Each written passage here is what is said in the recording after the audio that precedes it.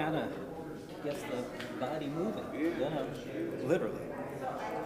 Good evening, everyone, and welcome to our Grandview Board of Aldermen meeting. I call the meeting to order at 7 o'clock. The first item on the agenda is roll call. Mayor Jones. Here. Alderman Randolph. Here. Alderwoman Jones. Here. Alderwoman Turnbaugh. Here. Alderwoman Kendrick. Here. Alderman Maloney. Here. Alderman Rousey. Here. We have a quorum. Thank you very much. The next item is Pledge of Allegiance. So would you please stand for the pledge? And the flag is at the back on my right. And once we finish the pledge, please remain standing for a moment of silent prayer for both our military members as well as our public safety members. To the flag of the United States of America and to the republic for which it stands, one nation, under God, indivisible, with liberty and justice for all.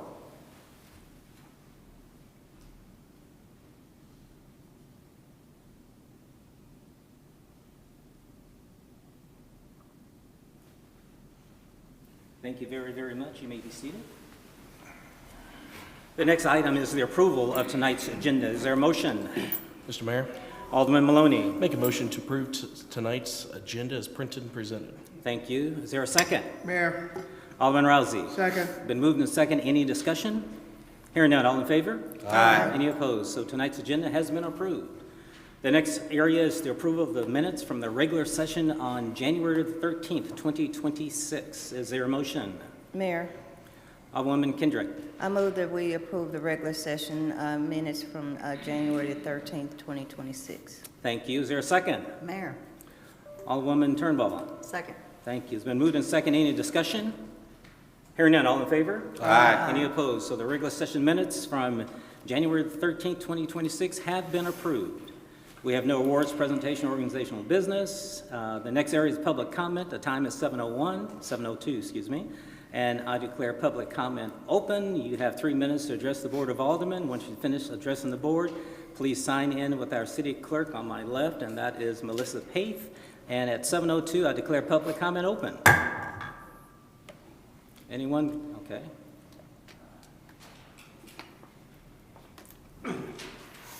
Joe Runyons, 12336 Norton, Grandview. Couple of things. Remind all of you is you are representing the people in your ward and the citizens of Grandview, no one else. And you need to keep an eye on that all the time. The other thing is we're talking about roundabouts and traffic, shrinking traffic and all that. The simple solution to stop speeding is to enforce the traffic laws. It's the easiest way to do it. The other one, now you're going to raise sewer taxes again. They've been going on for close to 18 years. But we're supposed to, part of that raise was to fix the problems. But it appears we haven't fixed any problem.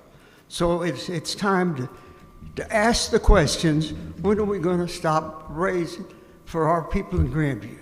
We can't continue to raise their taxes. That's all. Thank you very much. Anyone else like to address the Board of Aldermen? Not seeing anyone else, I declare public comment closed. We have no public hearings. Is there a motion for consent items B through H? Mayor, Alderman Randolph. make a motion to approve consent items B through H. Thank you very much. Is there a second? Mayor, Alderman Rousey. I'll second. Thank you. Any discussion? Hearing none. All in favor? Aye. Any opposed? So consent items B through H have been approved. The next area is ordinances. Is there a motion for bill number 7887? Mayor, Alderwoman Turnbaugh. I move that Bill 7887 be put on first reading. Thank you. Is there a second? Mayor, Alderman I'll Randolph. second. Thank you. Bill number 7887, an ordinance amending ordinance 7561, which established sanitary sewer user charges by amending said charges and establishing an effective date of the new charges. And I ask staff to give us an update because we're hearing all kinds of different information from people who are not informed. Can you help us out here? Sure, Mayor. I'll kind of this be a continuation of the discussion we had last week at the work session. McClure Engineering did a rate study for the city of Grandview in 2022 and 2023, and their recommendation was that the city increase its sanitary sewer rates 11% per year for the next 5 years, which was 2024 through 2028. Since that time, we had no rate increase in 2023, which was the year the study was approved. Since there was so much property tax turbulence at Jackson County, the board decided to forego a rate increase then. The other rate increase that we've had since that time has been a 5% rate increase in 2025. The sewer fund currently has a $1.1 million annual deficit. The reserves have dropped just over $3 million in the past 3 fiscal years. And to fully erase the deficit, we would have to raise the sewer rates by about 20%. The proposed increase would cut that in about just over half of that, and it would raise the average sewer rate for the average residential customer in Grandview by about $4 a month. It should be noted that the Water District recently did a rate study of surrounding entities, and of all the entities, the city of Grandview was substantially lower than all the other entities that were included in the study. In fact, we were $31 a month lower than the average of all those entities, and we were $10 a month lower than the second lowest entity, which happened to be the city of Blue Springs. It should also be noted the city of Blue Springs is actually going out for a $65 million revenue bond, which would raise their rates. We don't know how much that would be, but that's $65 million that they would fund through their sewer fund, which their rates would obviously go up and even be more than we are now. So even with the proposed rate increase, we would still be about $6 a month less than Blue Springs. And I think all these numbers show that Grandview is excellent at managing the utility and providing equivalent sanitary sewer service to our peers for a much lower cost than they do. With that said, though, I think the study showed and our recent history has showed that we have an aging sanitary sewer system, and a rate adjustment is warranted to continue maintaining the system at its current levels. Thank you very much. Any discussion from the board members? Mr. Mayor. Alderman Maloney. Kurt, last week you gave a really good synopsis, and it was pretty much verbatim there. You did say that we had a surplus because we were anticipating a project that didn't come to fruition, and I think you gave the analogy of like a plane landing, right? Which I appreciated the visual of that, especially when you added on the turbulent times there. So I was like, I see what you're doing, Kurt, there. I did have a question. If you went back just a little bit further, how did we get a surplus? We had a series of rate increases from the previous rate study, and we intentionally held the fund balance where we did because we were anticipating spending that on that economic development project. When that project did not come to fruition, we kind of made the strategic decision to lower the fund balance over time. I think the analogy I used was kind of landing an airplane. I think the other analogy I used where we thought it would kind of be a soft and a slow landing, I think the analogy I used last week was kind of equivalent now to a Boeing 737 MAX, where we're hemorrhaging about $1 million a year in the sewer fund. So that's kind of the situation we're in right now. Now, like I said, we're kind of at what I call yellow flag stage, where we're not at red flag yet, but in a year or two, we're going to have to probably consider cutting some of our discretionary funds if we don't want the fund balance to drop to dangerous levels. So what is the end goal? Like, what is the balance that you want to keep? I guess, because it seemed like this document here has us going back to 2016 about what our percentage rate was increasing every year here, and we kept a surplus that's there. So what's the sweet spot surplus that you're trying to get to? Because this is, to me, I guess when I went from a surplus and I still have a surplus and I have to increase taxes, I guess I kind of want to know what the end goal is. Yeah, probably a little over $2 million, because then you're talking, 25%. That's kind of what we should shoot for in the enterprise fund. If we were dropping $1 million a year, it's going to be tough to turn that around if we don't do anything with rate increases. I mean, because then you have a $1.1 million deficit this year, it goes to 1.3 the following year. So we're always playing catch up at some point. Gotcha. And just so I'm clear, this year the proposed that we're voting on tonight is an 11% increase. Yes, sir. And next year you want 20? No. At some point, if we did 11 this year, what they proposed in the study was 11 each year. It would probably take another one to completely eliminate the deficit, is probably what it would take, is another 11. So at some point, we're going to have to do 20. The reason I said 20 is if we wanted just to eliminate it all in 1 year. That's not what we recommended for this discussion. So you're saying the ultimate is just 20, and this is going to be 11, so the next one is 9? Right. Or The costs are going up too. Since 2021, you know, just regular inflation has gone up 24% for just day-to-day purchases, and it was gone up 47% for construction-related purchases. So those major costs that we're bearing for the sewer line increases and the lining program, we're spending more but getting less. so what do you foresee for 2027? Right now, I would probably at some point recommend the 11%. Obviously, you would have the legislative authority to lower that, but I would go with what the consultant recommended in the study. Because it looked like, in my personal opinion, they kind of got it right at the beginning. We've kind of fallen a little bit behind because we didn't follow their recommendations the first few years. Okay. And then Jamal, I was just curious, in the last 2 years, maybe even 3, how many grants have we written and secured that would actually be sewer related, that would help offset some of the costs? Not off the top of my head, but I will dig in and find out what else is out there. Obviously, portion of the dollars that we got, especially with the Blue Ridge, we are also building sewers there too, so we are using those dollars. It's not specific to sewer-related expenses, but they are part of the infrastructure. So anytime you see a new infrastructure, including the Main Street, Blue Ridge Boulevard Phase 1, those include the sewer dollars in them too. So if you look at a $24 million project in Blue Ridge, city's contribution to that project is $1.7 million. We were able to get $22.3 million, if my math serves me right, from state, federal, and CPKC. So those dollars are going to be definitely benefiting the sewer system. Okay. So are there other projects when it comes to just the maintenance and everything? Normally, grants are not written or given for maintenance. Maintenance are, from a federal government or state government's perspective, is taken care of by your fees, because those are fee for service, right? So the logic, you asked a good question about, where is that comfortable fund balance, right? Well, we're in the business of estimating, right? We can only estimate based on our past experiences, past expenses. What we're realizing within the last 3 years, Public Works, and this is not their fault, their domain to fix it, right? We do a lot of emergency repairs, and you guys see that. There are times that we have to close roads and what have you. We have an aging system, and we need to continue investing in it. So that's why our finance team is looking at it from a straight mathematical calculation perspective. Obviously, this is your prerogative. Either you are going to keep pushing these or delaying or reducing these rate increases, and eventually you're going to have a bigger increase. There's no doubt in my mind, because even inflationary perspective, construction industry is moving a lot faster than your regular grocery store increases.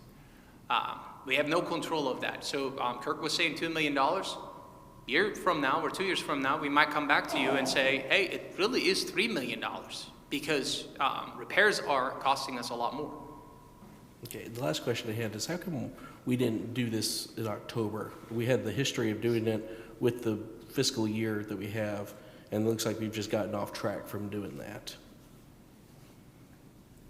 We have a lot of other things going on at the same time, and I can't recall what was that at the same time, but this came up a couple of times, and we said that the timing is everything. And with that said, if you guys were to approve this, this would be effective, what, March? So this is not going to be impacting the whole year. So our thought process was that, Kirk talks about this quite a bit, easy landing, right, or soft landing. If you were to hit this October 1st, that's going to be a full year of increases. In this case, it's going to be less than, it's going to be about 6 months of increases. So just to clarify a couple of quick things. One, when did Little Blue Valley Sewer District notify us about the increase? Not too long ago, Mayor. December, I believe. December. So we didn't know until December what the increase was. I know because I'm on the board, so I know that. Right answer, the other way. So it was December that we realized it was 6%. So we did not know anything else until then, that the increase for the city of Grandview was 6%. So that's one thing. And the other thing is, to your point, yes, we're doing Blue Ridge, but those of you that live in Ward 2, you know that the entryway to Valley View had to be held up because we had a sewer, emergency sewer, and it took, Doug, I don't know how long for the emergency sewer to be repaired, but that was ongoing as a part of the Blue Ridge remodeling. So anytime there is same way on 129th Terrace, we were doing 129th Terrace and they had to stop because the sewer there had collapsed. So they had to repair the sewer, emergency, and after that was repaired, then they can finish 129th Terrace. So yeah, repairs are starting to, kick up more and more, and we don't get a chance to go out for bid, in the calm, relaxed way that we would like to bid a project, because it's an emergency. If it's an emergency, we got to get these things taken care of. So, someone else. Mayor. Alderman. No, let her go. No, Let her I'm going go. to start with Alderman Rousey, then I'm going to go to Alderwoman Kendrick. Yes. Okay, I got several questions. Okay, we raised it 5% or 6% last year? 5%. Okay, because it said on this thing we raised it 6%. Six?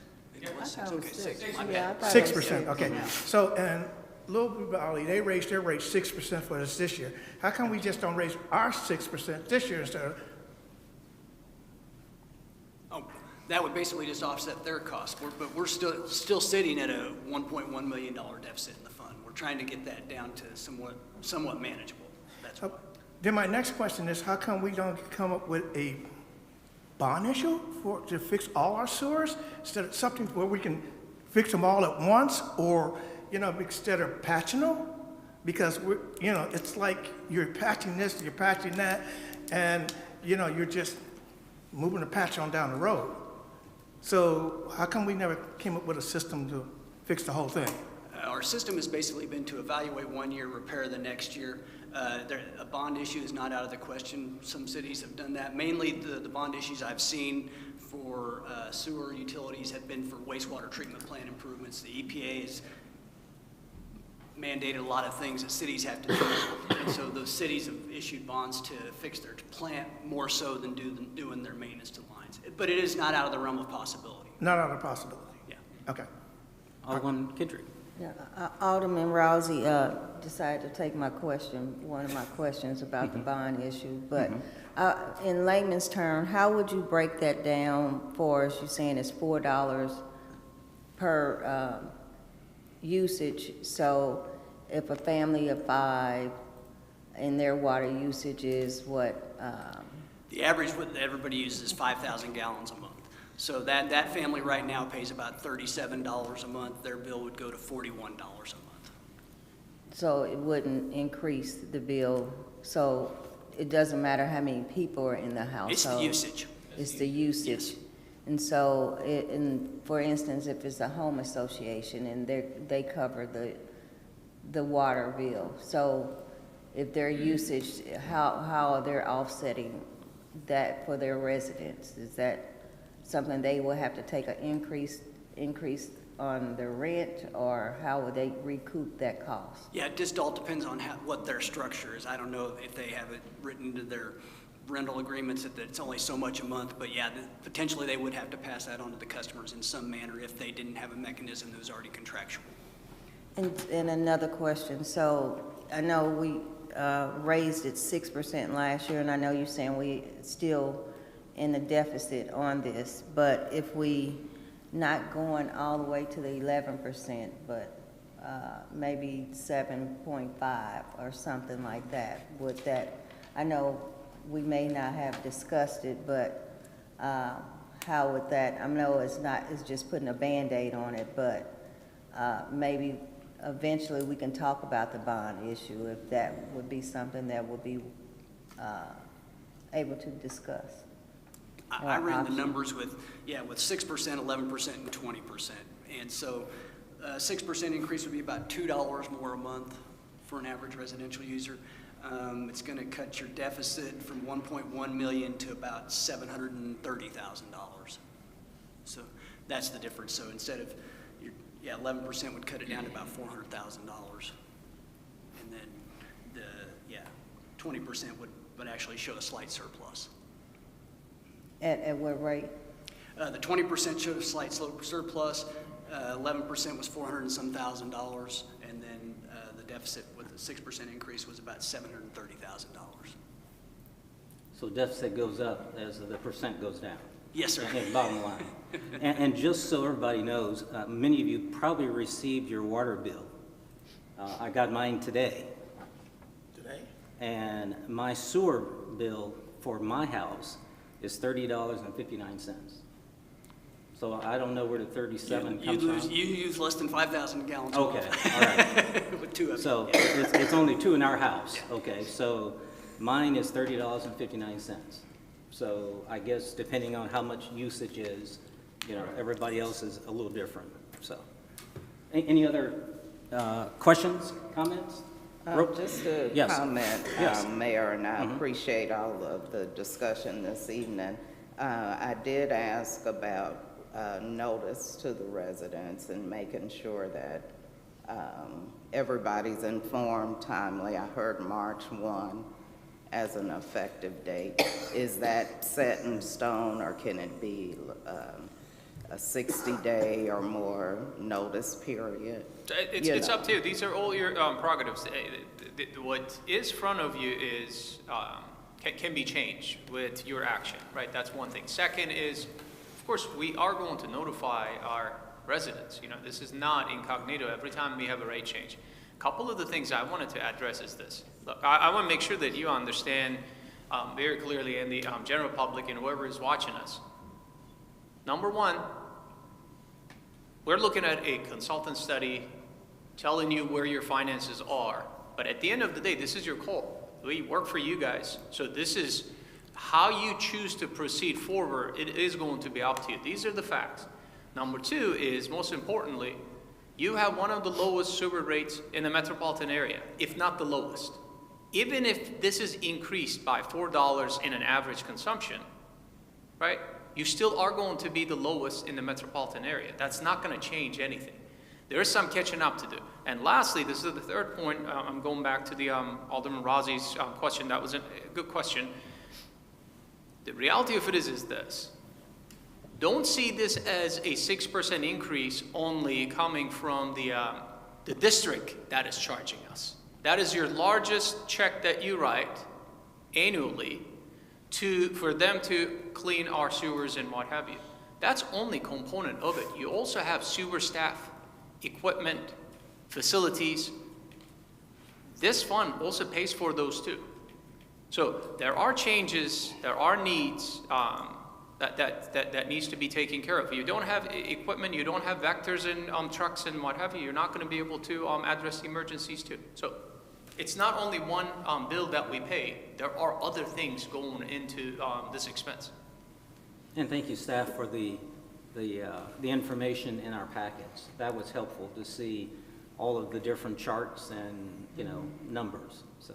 Mr. Mayor. Alderman Maloney. I just had 2 last questions just to clarify here. So in the information in the packet, this is from the work session last week here. The last paragraph says, to eliminate the funds deficit, which I understand that's the little caveat there, rates would need to be adjusted 20% in 2026. Are you saying that is or is not going to be the staff's recommendation in 2026? No, the recommendation is 11%. No, that's for this year, Yeah, but it says, This is this year, yeah. but this is for next year, 20%. So you're not going to No, be recommending that. no. Okay, I just want to make sure I'm reading this thing What it correctly. would take to eliminate the deficit. That's Got it. exactly Okay, right. I just wanted to make sure there was the caveat there. I That's just right. wanted to That's make right. sure. I want to be very clear about that. You know, staff's recommendation is to show you that if you want to eliminate this in 1 year, that would align with 20%, right? Either today or tomorrow, we're going to have to cover these expenses. There's no doubt. And then the last question I had, this is the 11% is for residential and commercial both? Yes. Have we ever done more on commercial and less on residential before? Has it No. always been equal? They've been pretty much in lockstep. Is that possible? I've just never considered that. I just didn't know. It may be possible. I haven't done any research as to what other cities do or do not do. We try to keep it pretty consistent for both because the businesses tend to use more, I believe, so they get a higher user charge. They have a higher base charge to begin with. Then with the usage, they use a lot more than a residence does. Okay. Roll call, please. Alderwoman Turnbull. Aye. Alderman Randolph. Aye. Alderman Maloney. Nay. Alderman Rousey. Nay. Alderwoman Jones. I want to propose a different effective date. I'm not sure of the procedure. Well, as far as the effective date, it's right now it's March. Right. Is the effective date.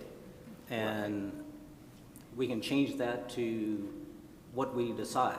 Yeah. That's your But prerogative, yes. right now, we're just looking at passing this, then we can Can look we at that. decide that Exactly. after the fact? Yes. So, yes. Alderwoman Kendrick. Aye.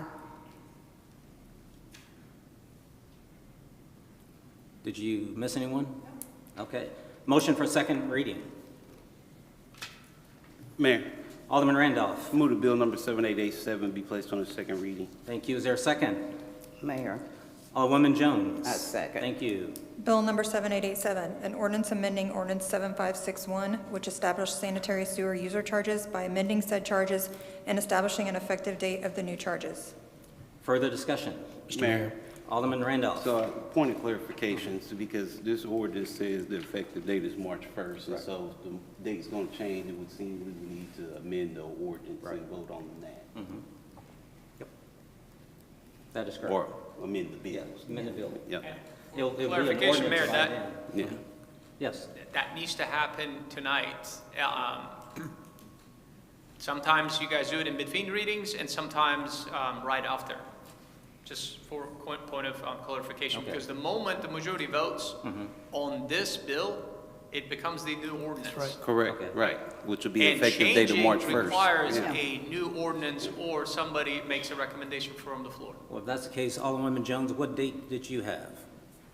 I propose a 60-day notice period, So we're already all of February and March, so you're saying April? April.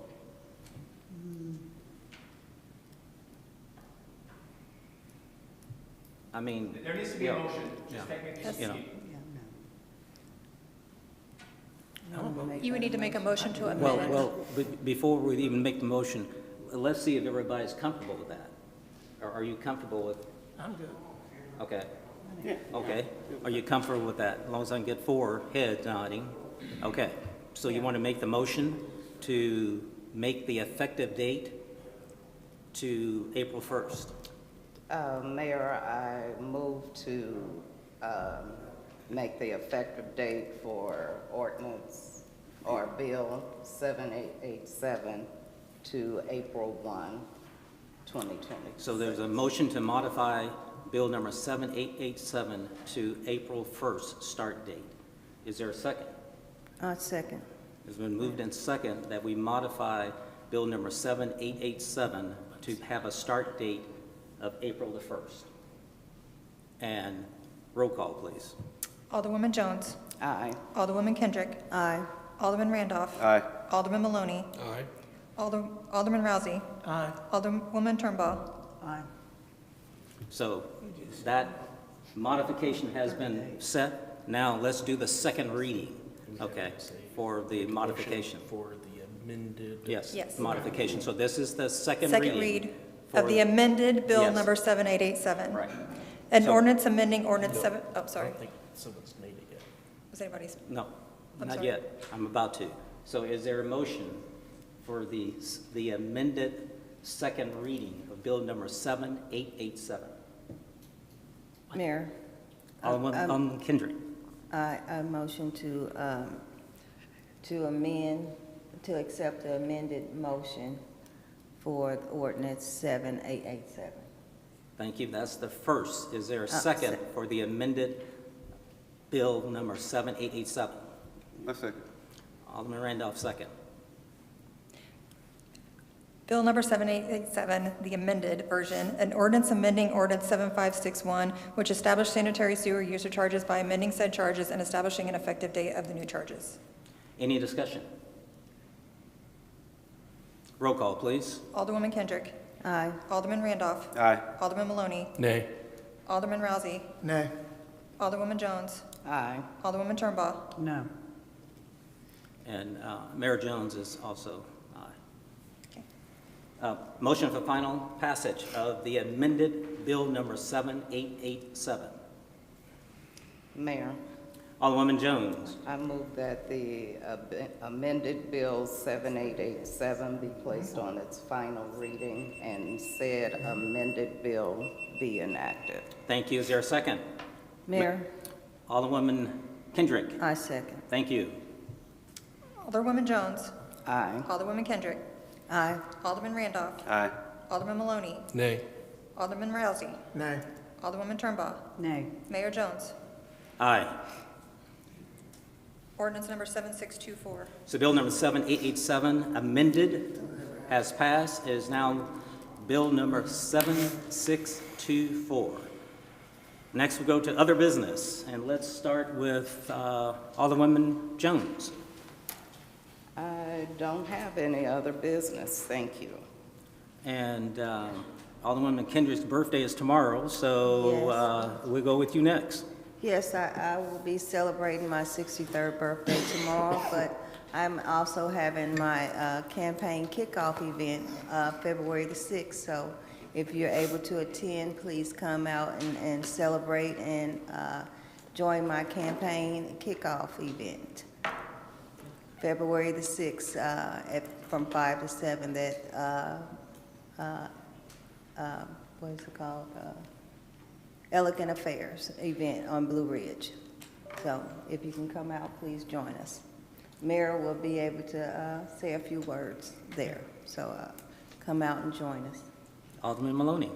The Doug thinks, I know you're here just for fun tonight because you probably are running on a little bit of sleep here, but we should be sure to thank your crews for getting everything cleared and plowed and passable here.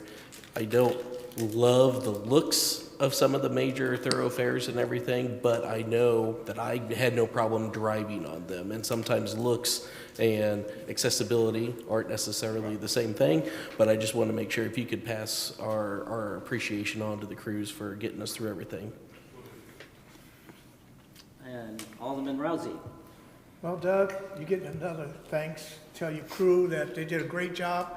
They hit the inner streets twice on Sunday, and a lot of people appreciate that. So people can get out and go to work on Monday. Also, could you thank Parks and Rec for the view and City Hall? I mean, it was really clean. I heard a lot of good comments back on that. Also that we can thank all our good workers in the city who showed up in the cold weather to keep our city going. Alderwoman Turnbull next. Yeah, same. I had a situation with Grandview Road. Got a hold of Jamal, Doug got a hold of everybody, taken care of just immediately, and I appreciate that as well. And again, as I told you this afternoon when I saw you, thank you to all the staff and city staff as well. Alderman Randolph. Okay, a couple of quick things. Westgate update, thank you guys for attending. I thought that was a very nice event. Great. Our Truman, our marketplace is going to look better than theirs. And what's the name of the fans they have, Doug? Don't say that. Don't. Big something. Big something. So we're going to have some big fans as well at our Main Street Marketplace. So it should be pretty nice. Maybe we'll turn ours down. Yeah, we'll turn our, Cold. no, Yeah, we won't 'cause it turn ours was a on. little Right, cold. yeah. It was a little chilly in there, so yes. I sent you all the white paper items, and I got yours, John. I think that's a good point, and that's a good one. And there's another one dealing with eliminating solid waste. We're going to probably add that to the list as well. Look like there's a bill that, was it just introduced, or? There are two of them, actually, Mayor. Okay. And Mark reached out to us, their executive director, saying that, hey, this is going to eliminate cities' ability to have these regions and make regional decisions. And I read into it. It's very strong. Yeah. Written very strongly, and yeah, we need to pay attention to these things. Yeah. So we're going to do our best to, put some meat on the flesh and the the bones and, get that ready so you guys can look at that again. We'll be taking that to Jeff City with us. So that is on the agenda. And staff, anything you have for us? All right, the only other update I have is the activity pool at the View. While I was out of town, there was conversation, if I heard this correctly. So as we speak, majority of the plumbing is completed. You're going to see some concrete work. Then our folks are going to be painting it. So we're hoping to open it back up for our public week of February 9th. But staff is giving me hints that it might be even earlier. And second one is, as far as the city market, the new city market goes, we're way ahead of the schedule at this point. Yeah, you may not see a whole lot of work on the site. We are approving shop drawings at this point with regards to steel beams, garage doors, and etc. And pretty much everything has been ordered. So we're just waiting for a window of better weather. And you'll see some steel going up in February. Awesome. The time is 7:35. Is there a motion for adjournment? Mayor. Okay. I had one quick question about the farmer's market. So when we was in Lee Summit, so will we have greenery like that on the outside? How turf, the turf like they had? We're looking at sod at this point, which is going to be slightly better than that. But look, this is the first step, right? You're going to complain about cut. This is the, we in our original plans, it's sod, right, or seed we're going to use in some areas depending on what's going to happen. But here's my promise to you. Nothing we have built with this team that you hired stayed the same. Every year, every few years, we improved it and took it to another level, right? Let's finish the project. If we have a need, we'll figure out a way to add those functions to the site too. Okay, thank you. Alderman Randolph. Yes. Adjournment. Were you were the first one mentioned. It says motion for adjournment, and you said. I didn't think it was me, but okay. Yeah, so, I will make.